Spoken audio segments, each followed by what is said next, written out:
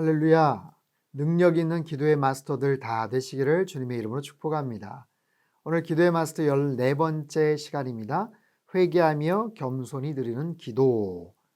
야고보서 4장 10절 말씀이에요. 주 앞에서 낮추라.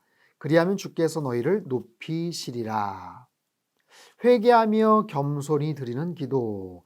이것은 어찌 보면 기도의 가장 중요한 핵심적인 그런 속성이라고 말할 수가 있죠.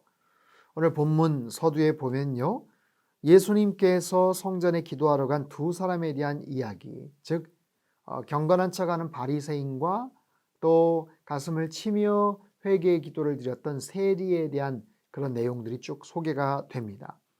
바리새인의 기도와 세리의 기도, 이 두 사람은 둘 다 정말 하나님 앞에 기도를 했죠. 그리고 자신에게 있는 죄에 대한 부분들을 고백을 했어요.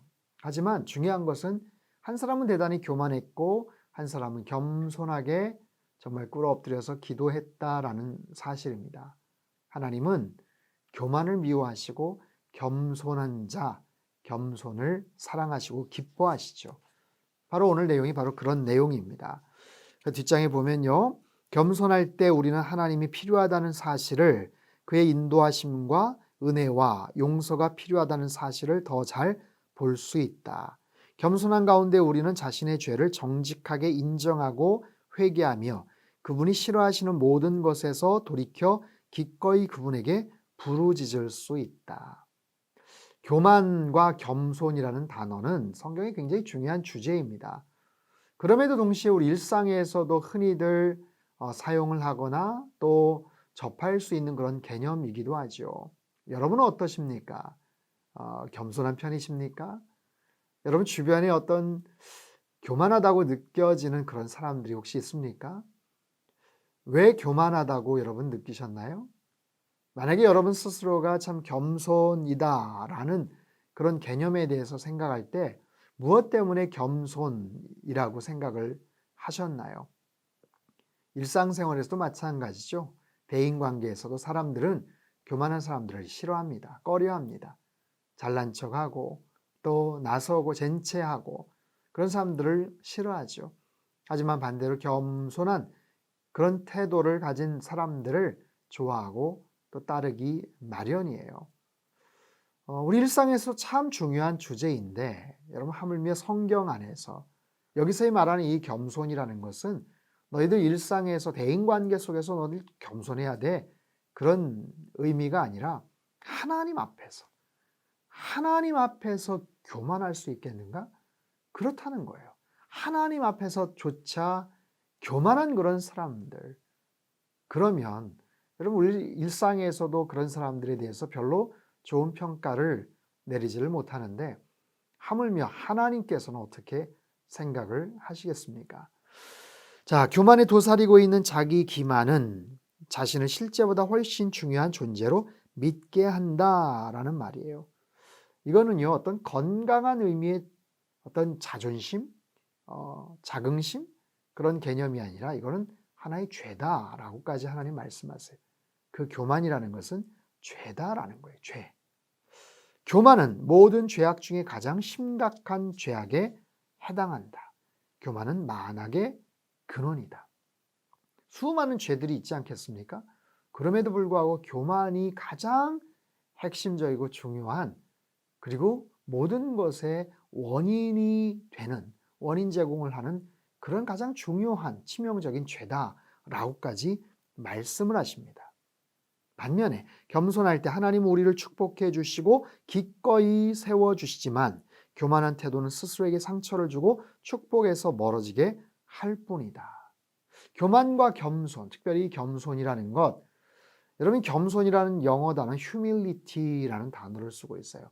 이건 라틴어 휴무스에서 비롯됐는데 이 휴무스라는 단어는 흙이라는 뜻입니다. 흙. 그리고 거기에서 휴먼, 인간이라는 단어가 파생이 됐죠. 그렇기 때문에 이게 같은 어근을 쓰는데요. 겸손이란 뭔가 인간인 내가 흙과 같은 존재다라는 것을 인정하는 것, 그게 바로 겸손이라는 거예요.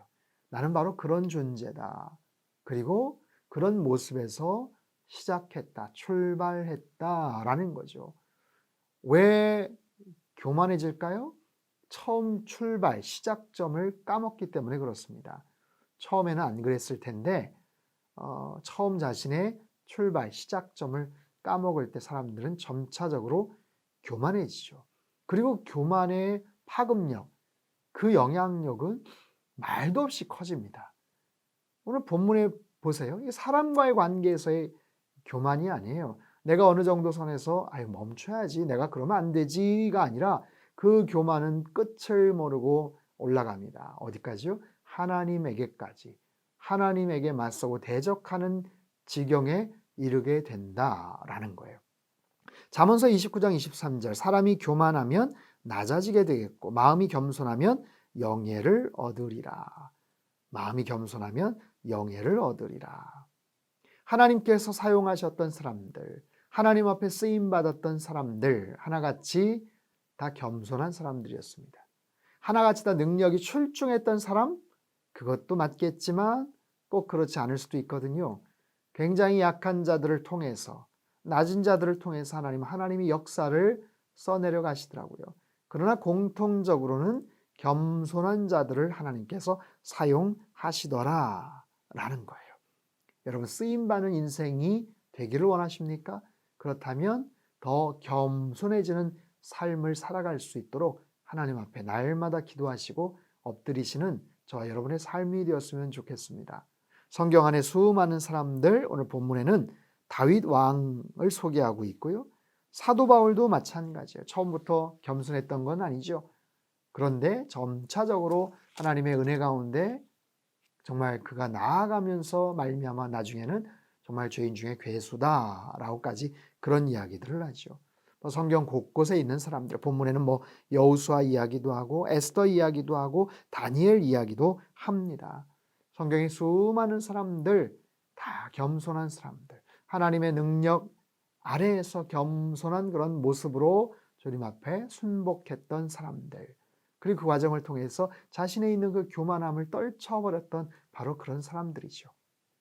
유진 피터슨의 목사님 응답으로서의 삶이라는 기도문에 보면 이런 글귀가 있어요. 주님, 제 삶이 제게 주시는 사랑에 대한 응답이 되게 하소서. 저의 행동과 말, 생각과 꿈이 예수님 안에서 저와 함께 계신 하나님에 대한 응답이 되게 하소서. 그럴 때 제 이기심과 교만을 벗어날 수가 있습니다. 주님께서 응답하여 주실 때 우리는 그 교만이라는 그 틀을 벗고 더 깊이 주님 앞에 낮아지며 겸손한 삶을 살아갈 수 있게 되더라라는 거예요. 베드로 사도의 이야기입니다. 그러므로 하나님의 능하신 손 아래에서 겸손하라.